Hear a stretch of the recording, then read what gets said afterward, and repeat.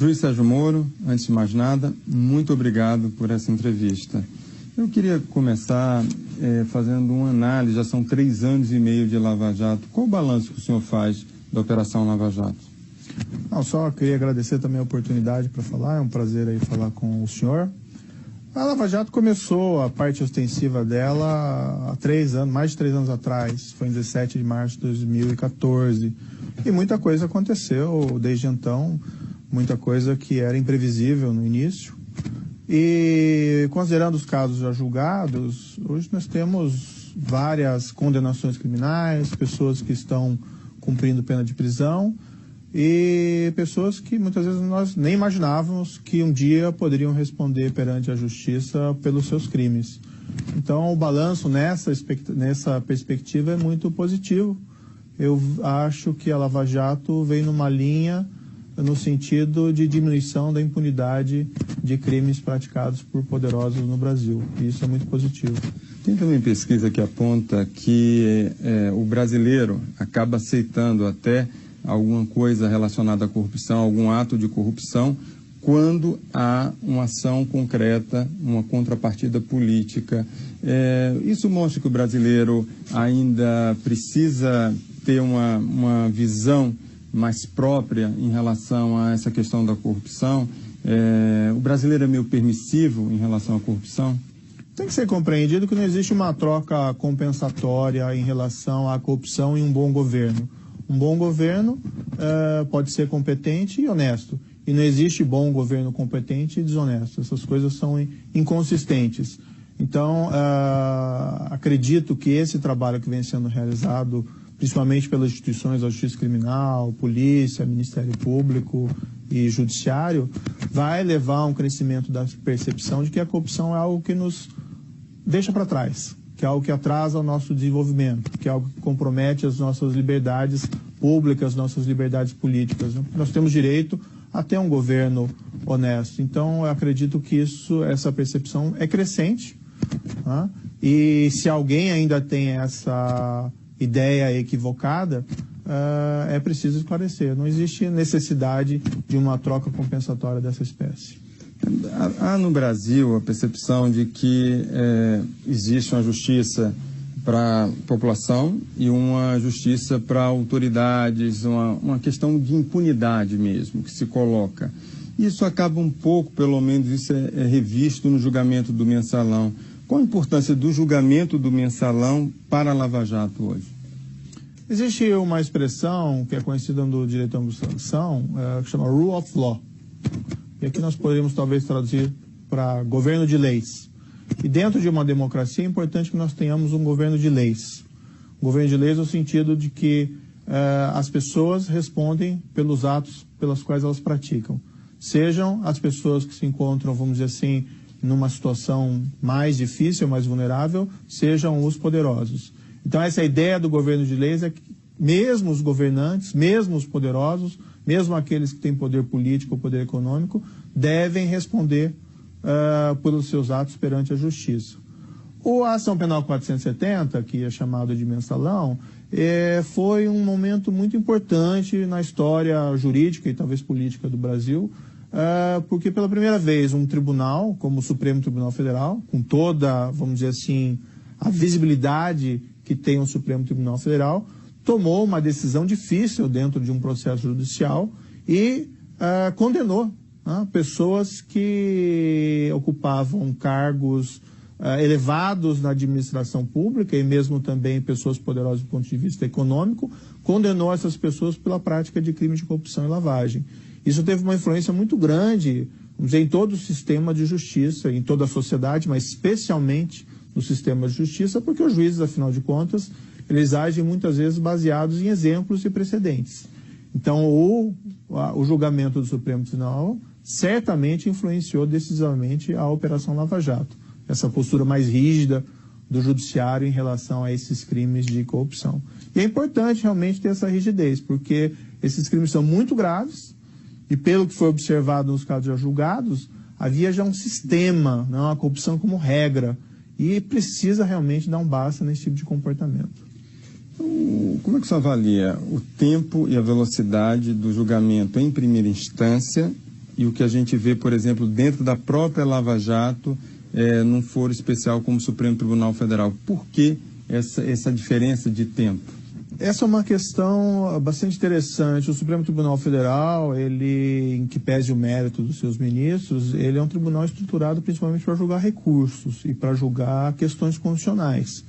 Não é um tribunal estruturado normalmente para julgamento de casos concretos. E, por outro lado, é um tribunal que é abarrotado de processos. Mesmo se nós fôssemos desconsiderar essa jurisdição criminal originária do foro privilegiado, ainda assim são milhares de processos. Então é muito difícil o Supremo Tribunal Federal dar vazão em um tempo razoável, ainda que os seus ministros se esforcem enormemente nesse sentido. A grande questão é, se nós constatamos que o foro privilegiado não tem funcionado a contento, se há dificuldades das nossas instituições de trabalharem com esses processos, o passo é adotar uma atitude reformista. Precisa realmente esse foro privilegiado? Ele gera benefícios? Ele vem funcionando a contento? Pontualmente funciona, no caso mesmo da ação penal 470.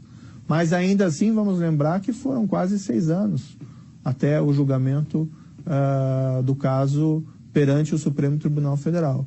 E que pese todos os méritos do Supremo naquele caso, é um tempo bastante significativo. Então, a meu ver, o que tinha que ser feito, as nossas lideranças políticas deveriam assumir uma postura reformista em relação a essa questão do foro privilegiado.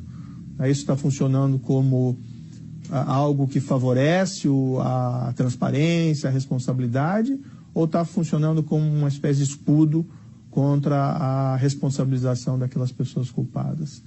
E, diante das conclusões em relação a esse tema, tomar uma postura correta, que, a meu ver, seria diminuir significativamente o foro privilegiado. Como, aliás, é a bandeira de vários ministros do Supremo Tribunal Federal.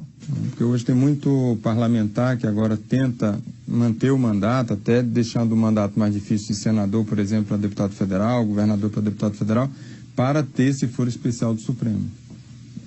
Olha, as nossas instituições políticas governamentais deviam estar preocupadas em como governar o país, né? Qual é a melhor política econômica, qual é a melhor política para diminuir, por exemplo, desigualdade, como aumentar as oportunidades para todas as pessoas.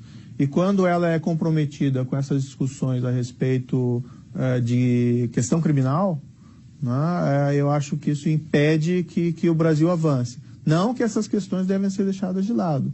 Pelo contrário, as instituições políticas e representativas deveriam tomar as posturas adequadas para afastar dos seus meios aqueles eventuais agentes públicos envolvidos em casos de corrupção.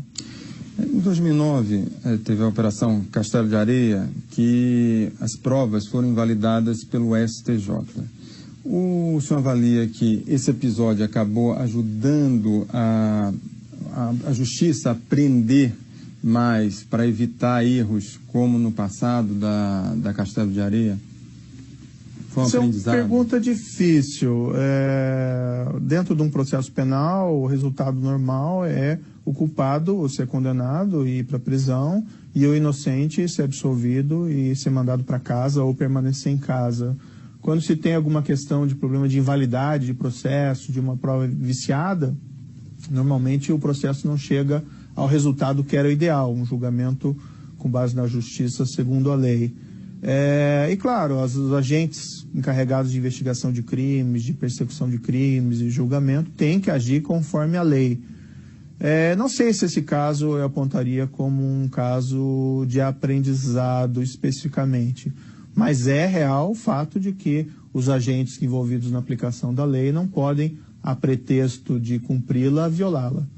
Então isso é algo fundamental dentro da administração da justiça.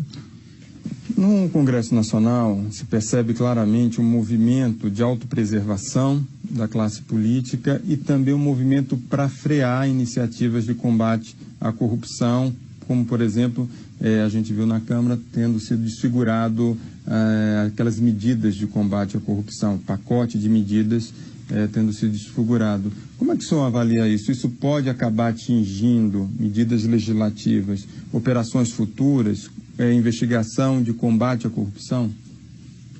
Olha, talvez a maior frustração resultante de todo esse caso seja o fato de que ainda existem muitos bons agentes políticos, mas, por outro lado, faltam lideranças políticas que sobressaiam com um discurso favorável a esses trabalhos de investigação e especialmente com um discurso reformista, né? Porque eu disse isso publicamente várias vezes, né? Fulcrar o enfrentamento da corrupção unicamente no trabalho da polícia, do Ministério Público e da Justiça não é suficiente. Por quê? Porque esses crimes são difíceis de serem descobertos. Esses crimes, uma vez descobertos, são difíceis de serem provados. E muitas vezes esses crimes, mesmo descobertos e provados, não encontram uma resposta adequada dentro do sistema de justiça.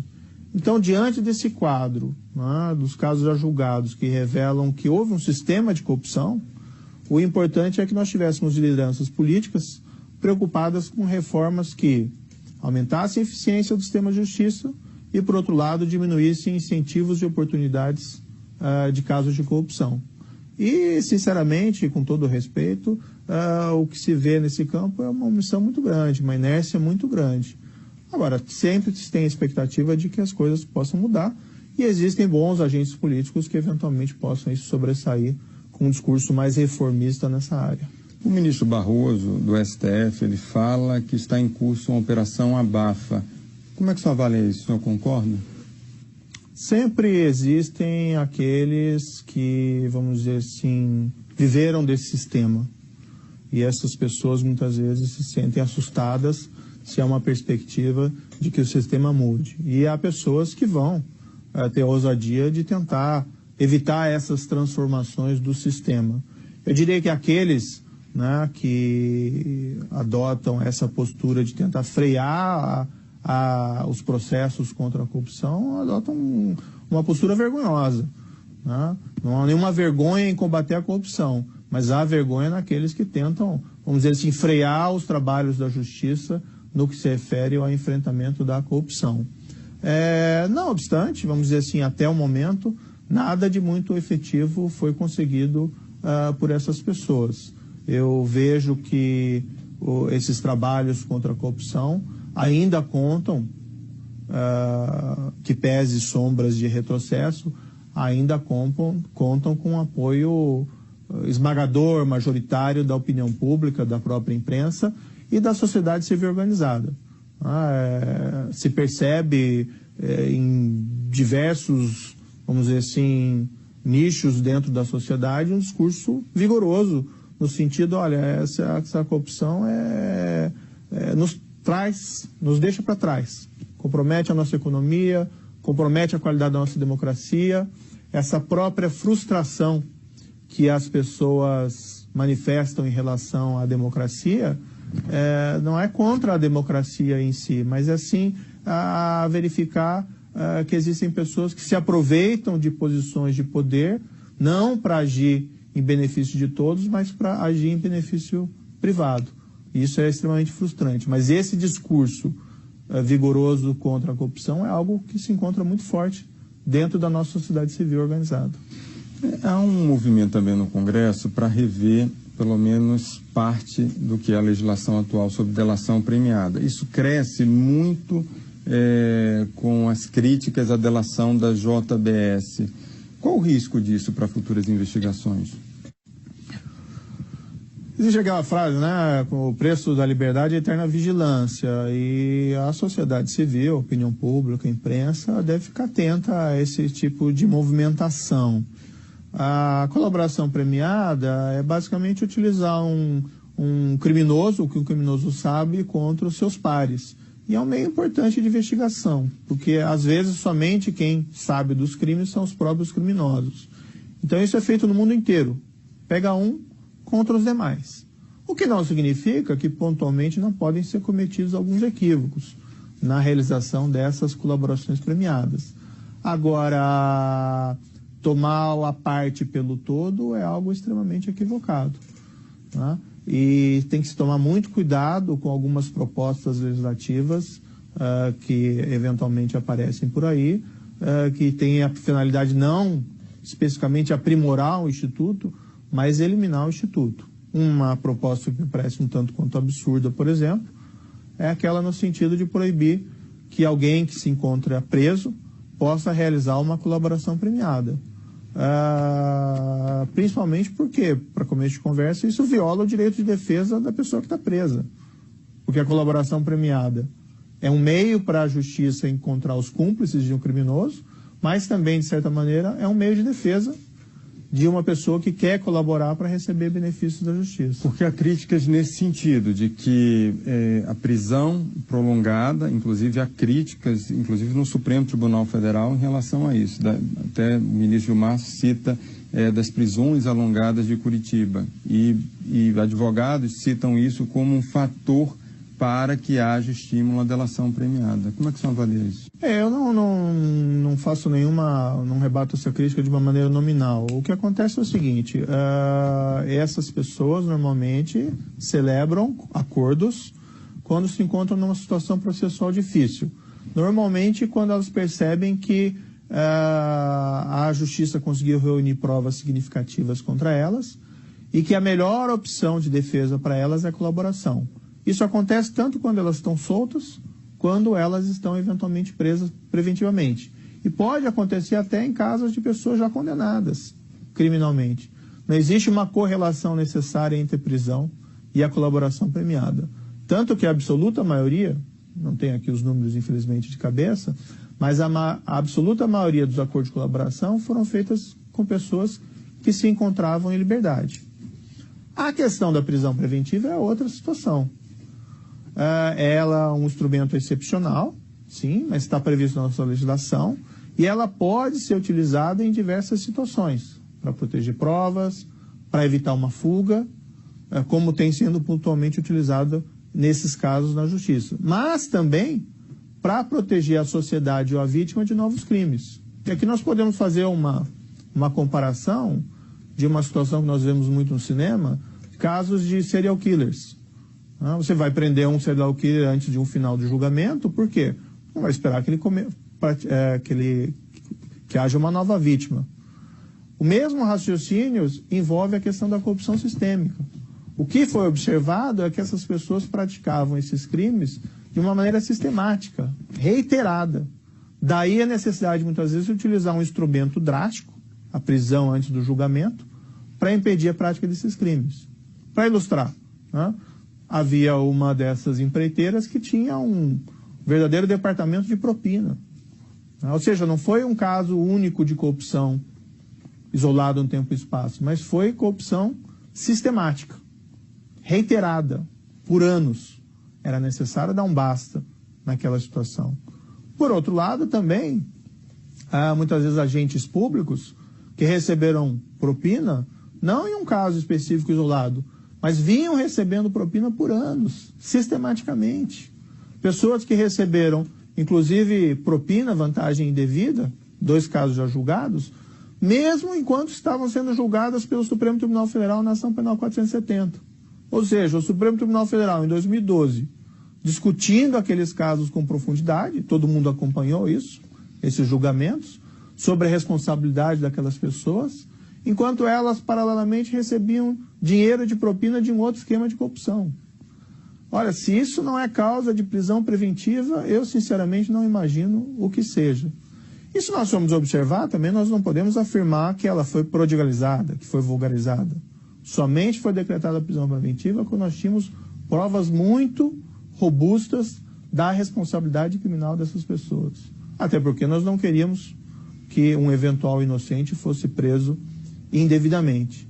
E normalmente a essas prisões preventivas se seguia um processo rápido, com julgamento em meses, com o que o risco de uma prisão indevida acabou sendo bastante minorado. Como é que o senhor avalia essa questão de prisão em segunda instância? Você está tendo uma revisão no Supremo Tribunal Federal, vários ministros estão querendo, inclusive, mudar o voto da prisão em segunda instância, que foi um divisor de águas, inclusive, na própria Lava Jato. Como é que o senhor avalia essa questão e essa possibilidade, essa crítica que tem por parte de ministros do Supremo em relação à prisão de segunda instância? Pois bem, eu acho que houve uma percepção por parte do Supremo Tribunal Federal, eu não diria baseada exclusivamente na Lava Jato, mas baseado em vários casos criminais, mas houve uma percepção no início de 2016 que a impunidade e a corrupção sistêmica andavam juntas. Não que a impunidade seja uma única das causas da corrupção, mas certamente o fato desses graves casos de corrupção não encontrarem uma resposta na justiça acaba servindo como um estímulo ao comportamento criminoso. Se você tem alguém que rouba o dinheiro público e nunca nada acontece, a tendência é que esse comportamento venha a piorar. E o Supremo Tribunal Federal, ao meu ver, com essa percepção, proferiu um julgamento no início de 2016, e eu gostaria aqui de lembrar que foi um julgamento cujo relator foi um ministro que acho que goza da admiração de todas as pessoas, que foi o ministro Teori Zavascki.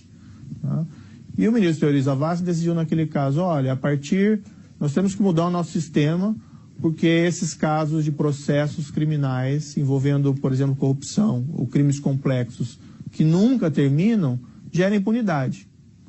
Por outro lado, a prisão, depois de um julgamento em primeira instância, depois de um julgamento em apelação em segunda instância, os riscos de você ter a prisão aí de um inocente são diminutas.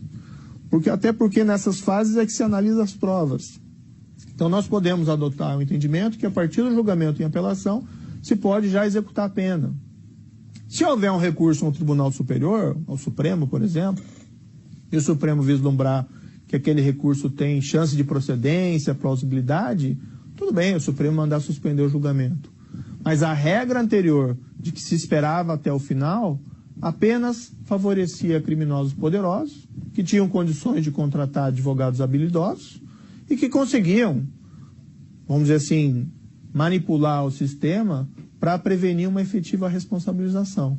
Não faço aqui uma censura propriamente aos advogados, mas se o sistema tem brechas, as brechas vão ser utilizadas.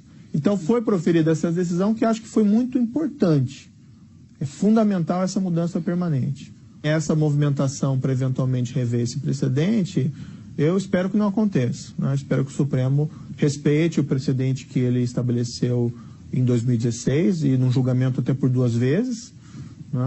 E acredito que os ministros vão ser sensíveis a essa percepção de que pese a argumentação a respeito da presunção de inocência, a execução a partir do 2º grau não significa uma violação dela. Tanto assim que nós temos países como a França e os Estados Unidos que a execução da pena se dá a partir do julgamento em primeira instância. E veja, são países com tradição de respeito aos direitos humanos e liberal bem maior do que a nossa. São berços históricos da presunção de inocência. Porque a presunção de inocência está vinculada principalmente à questão da prova, e não é efeito de recurso. O que importa é você ter prova categórica da responsabilidade criminal. E isso é satisfeito com julgamento em primeira e segunda instância. Há excesso de delações? Essa é uma boa questão também. Tem que ser compreendido que esse caso ele não envolve um único crime. São vários crimes, são dezenas de crimes, são centenas de crimes. Havia um sistema de corrupção. Portanto, não é possível se pegar um único criminoso para desvendar todo o esquema criminoso. Daí a necessidade, muitas vezes, de se fazer acordo, isso é uma prerrogativa do Ministério Público fazer acordo com várias dessas pessoas. O que é importante é discutir esses acordos para evitar que eles gerem benefícios excessivos a esses indivíduos.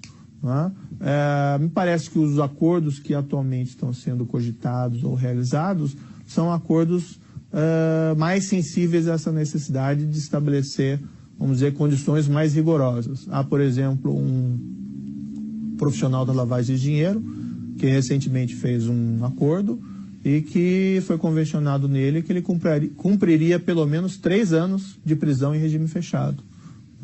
Então tem que se pensar esses acordos para evitar também esses benefícios excessivos. Mas muitas vezes eles acabam sendo realmente necessários para se descobrir um esquema criminoso maior ou um criminoso maior. Então você faz um acordo com o homem da mala para se chegar, por exemplo, a uma autoridade política elevada envolvida naqueles crimes. Eu acho que é possível justificar acordos com criminosos menores para se chegar a criminosos maiores. O ex-presidente Lula se disse perseguido pelo senhor. Como é que o senhor reage a isso?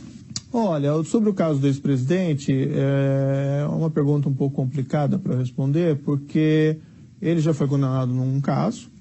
Esse caso hoje se encontra em apelação no Tribunal Regional Federal da 4ª Região, e é um tribunal composto por magistrados absolutamente sérios. Eu tenho certeza que eles vão tomar a melhor decisão nesse caso, quer confirmando ou quer não confirmando a decisão condenatória.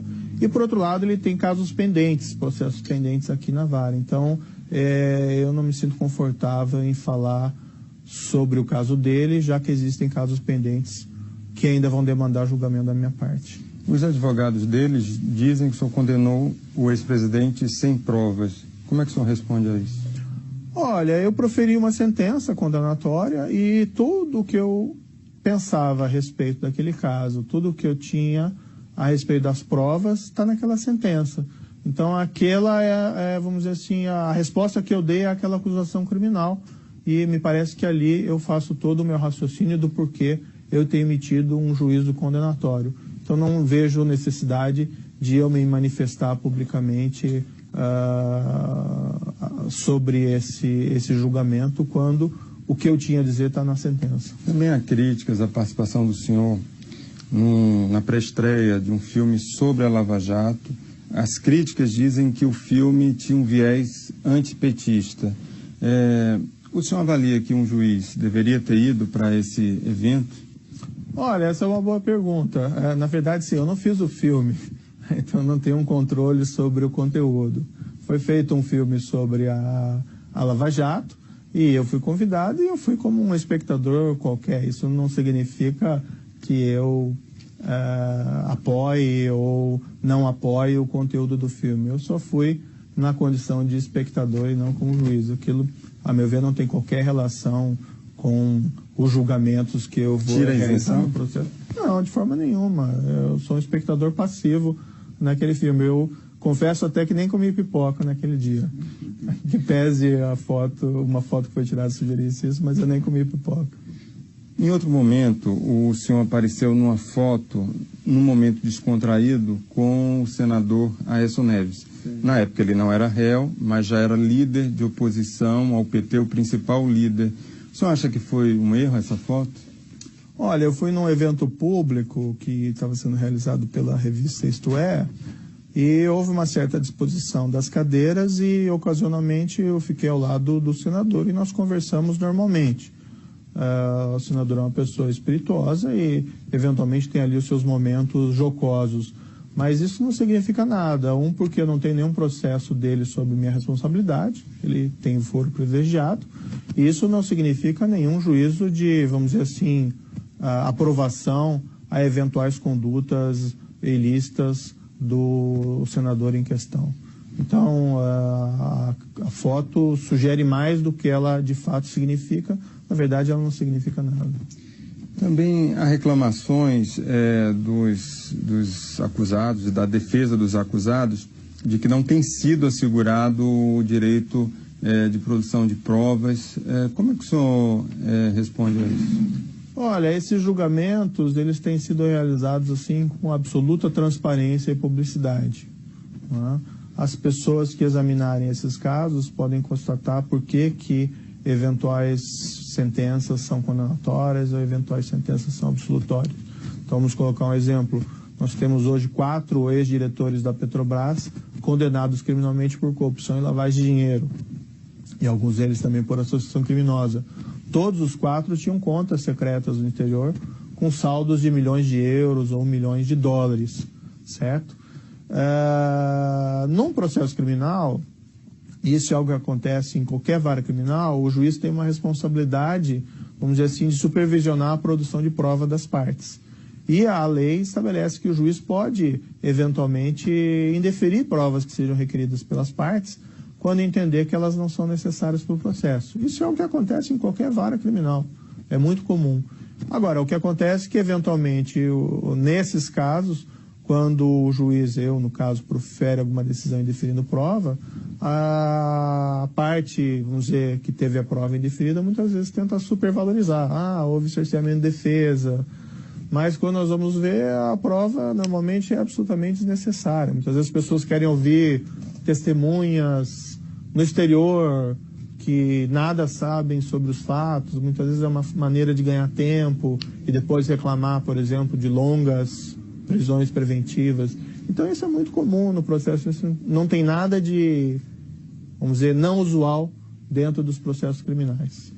Há questionamentos pelo fato da Lava Jato ser sediada em Curitiba, investigando fatos ocorridos em outros estados. Por que ela deve ser sediada aqui? Olha, essa é uma história longa, mas, a meu ver, já existe uma sedimentação. Esse não é um entendimento meu, do juiz Sérgio Moro, mas já há uma sedimentação na jurisprudência de apelação, do STJ e do próprio STF, no sentido de que a competência é de Curitiba. A ilustrar, né, teve o caso famoso de uma ação penal proposta perante o Supremo Tribunal Federal envolvendo o ex-presidente da Câmara. Quando ele perdeu o mandato, o foro privilegiado, o Supremo mandou para cá. Não foi a Justiça Federal em Curitiba que pediu o processo. O Supremo mandou para cá. Esse processo já foi julgado. Então há um entendimento de que a competência é aqui. O motivo disso é a história é um pouco longa, mas, vamos dizer assim, a investigação começou em cima de um lavador profissional de dinheiro e, por outro lado, de valores que haviam sido recebidos por um ex-deputado federal do Paraná, né? E esse dinheiro foi objeto de lavagem aqui no estado do Paraná. E como o caso começou dessa maneira, e na nossa compreensão, esse fato estaria dentro de um contexto maior do sistema de corrupção criado nos contratos da Petrobras, há uma vinculação e uma conexão que atrai todos esses julgamentos aqui para Curitiba. Mas são muitos detalhes, né? Olha, críticos da Lava Jato dizem o seguinte, que os procuradores eles têm um viés político, que há um viés em relação ao comportamento deles. O senhor concorda com esse tipo de crítica? Não tenho visto isso dessa forma. Esse tem que se ter presente, esse é um trabalho muito difícil que vem sendo realizado tanto pela polícia como pelo Ministério Público, porque é um caso gigantesco, né? Envolve pessoas muito poderosas, várias com foro privilegiado, mas várias também sem foro privilegiado, e há às vezes essa postura de melhor defesa é um ataque e, por vezes, questionamentos são feitos a respeito da conduta de policiais, dos procuradores e do próprio juiz. Mas, em concreto, o que pode ser dito em relação a eventual, vamos dizer assim, iniciativas políticas dos procuradores? Os procuradores formulam essas acusações normalmente baseadas nas provas que surgiram nos processos, né? As provas eventualmente podem ser discutidas e o processo judicial é exatamente o local próprio para a discussão dessas provas. Mas eu tenho muita dificuldade em identificar qualquer espécie de atitude concreta que possa ser apontada como político-partidária por parte dessas pessoas, os agentes da lei envolvidas nesse caso. Disputa entre PF e Procuradoria, até por causa de delações. Disputa na própria Procuradoria-Geral da República, a gente viu isso. Isso acaba atrapalhando o combate à corrupção? Olha, existem algumas divergências que, por vezes, são naturais a respeito do papel de cada um desses agentes da lei, na investigação, na persecução. Claro que essas desavenças têm que ser compreendidas, não podem ser levadas ao ponto de comprometer a qualidade e a efetividade das investigações. Eu, particularmente, não vejo com bons olhos quando essas discussões se tornam mais acirradas. Mas me parece que os trabalhos que vêm sendo feitos aqui, principalmente em Curitiba, tem havido uma harmonia maior entre as atividades da polícia e do Ministério Público.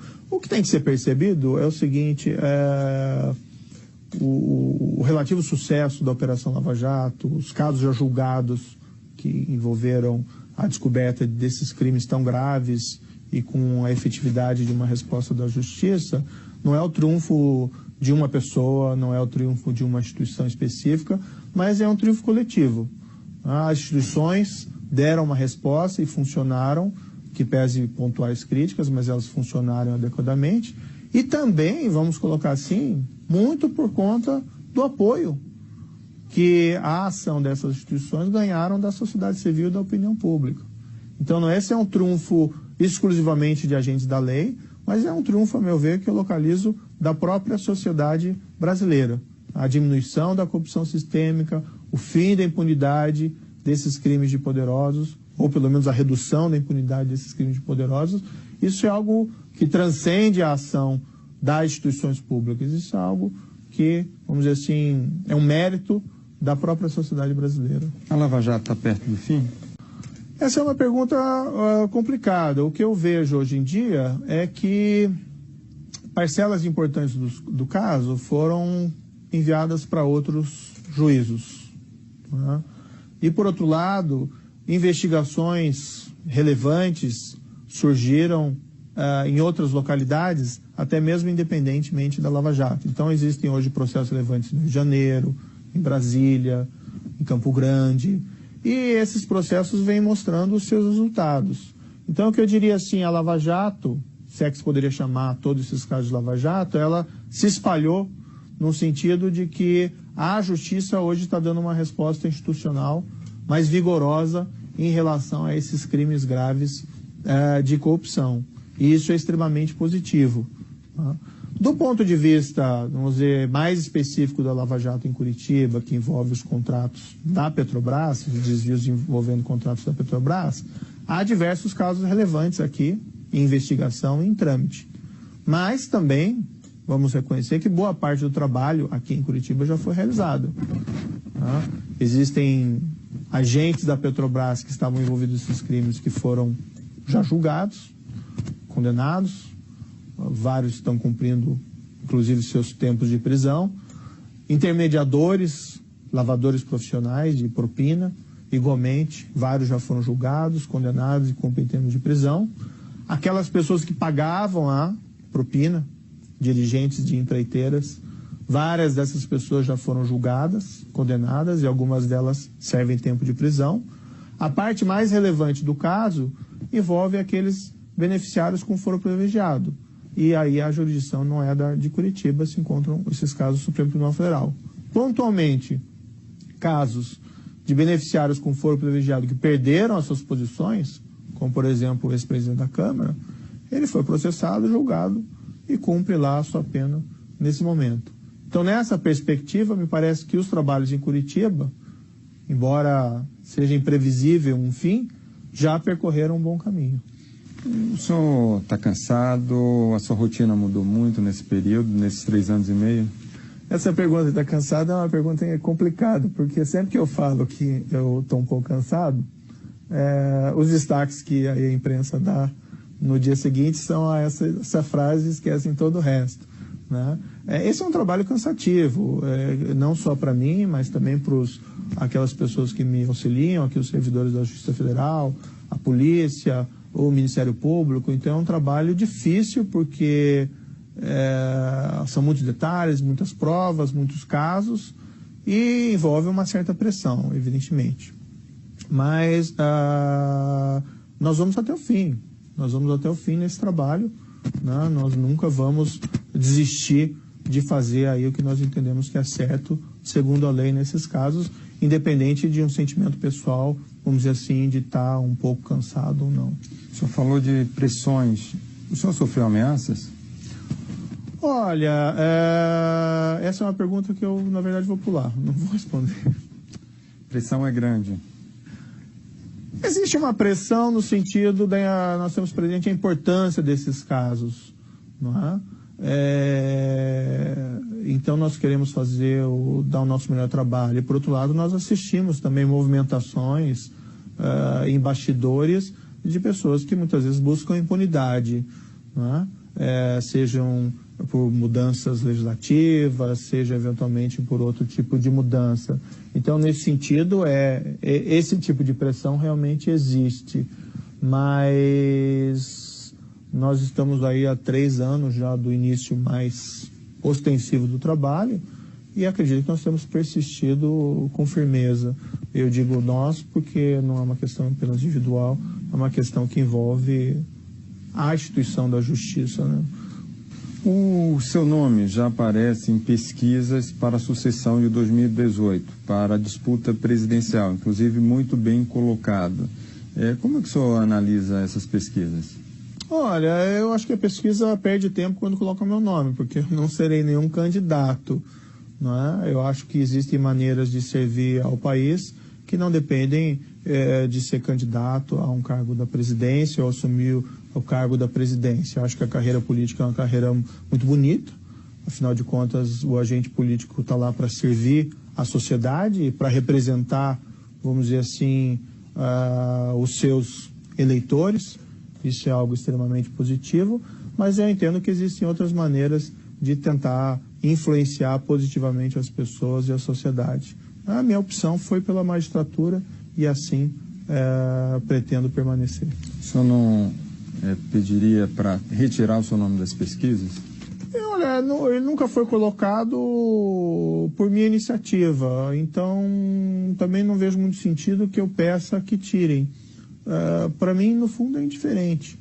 O senhor fala que não vai ser candidato ano que vem, que é da magistratura, mas o senhor pensa em entrar no futuro na política? Não existe essa perspectiva. Como eu disse, eu acho que a política é importante, né? A democracia se faz com política, ela nos dá a vantagem, a democracia, de que nós podemos trocar os nossos representantes, os nossos governantes, sem derramamento de sangue. As pessoas têm que exercer os seus direitos de voto com sabedoria e pensar em governantes que sejam competentes, mas também honestos. As duas coisas, a meu ver, caminham juntas, mas não tenho essa vocação. Não é uma questão simplesmente de vocação. Não, poderia, eventualmente, não existe nenhum empecilho normativo, mas a minha opção de vocação é outra. Eu sou um juiz e pretendo permanecer como juiz. O que o senhor espera aí pós-Lava Jato? O senhor já fala ali de uma fase já avançada da Lava Jato. O senhor tem planos? Olha, essa é uma questão bastante importante, porque nós temos no Brasil aquela percepção, influenciada talvez por nossa herança portuguesa, ou herança latina, não sei, de que existe um momento de redenção nacional, de que pode vir um Dom Sebastião e resolver todos os problemas. Muitas vezes pode ser identificado com a personificação de alguém, mas muitas vezes pode ser uma personificação, por exemplo, com a Operação Lava Jato. Então as pessoas muitas vezes têm uma ideia, a Operação Lava Jato vai acabar com a corrupção. Isso não vai acontecer. A Operação Lava Jato vem na linha, inaugurada talvez de maneira mais incisiva, mas antes já havia também casos assim, mas inaugurada de maneira mais incisiva com a ação penal 470. E a Lava Jato tem começo, meio e um fim. Ela vai acabar e espero que ela acabe bem. Mas novos casos de corrupção certamente vão surgir e que vão exigir novos desafios por parte das instituições brasileiras, certo? O que era importante é aproveitar esse momento para que nós pudéssemos, vamos dizer assim, reduzir a corrupção a níveis mais toleráveis. Tolerável é uma palavra complicada, porque a corrupção nunca é tolerável, mas nós não podemos ter a ilusão que nós vamos eliminá-la por completo. Agora, esse quadro de corrupção como sistema, isso realmente tem que ser suprimido. O que é importante, então? Que nós tenhamos esse processo efetivo e nós nos preocupemos com o futuro. Que nós tenhamos mais processos efetivos no futuro, mas também que nós adotemos políticas públicas que reduzam oportunidades e incentivos à corrupção. Exemplo, né? A raiz dos crimes havidos na Petrobras consiste no loteamento político de cargos dentro da administração pública, no caso indireto. Né? Esse loteamento político de cargos públicos é algo que existe faz tempo no Brasil, do governo anterior, mesmo talvez dos governos anteriores, e é algo que permanece. Isso foi uma das raízes, isso foi uma das causas, nós não vamos fazer nada a respeito. Será que nossas lideranças políticas não estão falhando a esse respeito? Eu imagino que qualquer governante que tenha a oportunidade de utilizar cargos públicos para ganhar poder político vai ser tentado a utilizá-los. Porque, afinal de contas, ele quer realizar suas políticas públicas e muitas vezes precisa desse apoio. Agora, a postura correta do governante seria: como isso é uma fonte de distorção, como isso é uma fonte possível de corrupção, é a diminuição dessa prática corriqueira entre nós de loteamento político. Por isso que eu sempre digo, olha, é preciso ter mais do que processos judiciais contra a corrupção. Precisa ter uma atitude mais ampla por parte das nossas lideranças políticas para que essas situações não se repitam. Imagine a frustração com todo o desgaste que houve nessa chamada Operação Lava Jato, com os custos desses processos, com a galvanização da opinião pública, que nós passemos por isso daqui a 10 anos novamente. Não como Lava Jato, mas com algum outro processo. Então nós temos que nos preocupar exatamente com diminuição de incentivos e oportunidades da corrupção, que não se faz por processos criminais. Embora eles sejam importantes, eles não são suficientes. Isso é responsabilidade dos nossos representantes eleitos e, nesse ponto, a inércia é muito grande. Juiz Sérgio Moro, muito obrigado por sua entrevista. Eu agradeço novamente essa oportunidade de falar um pouco o que eu penso e pretendo voltar aos meus processos agora. Muito obrigado.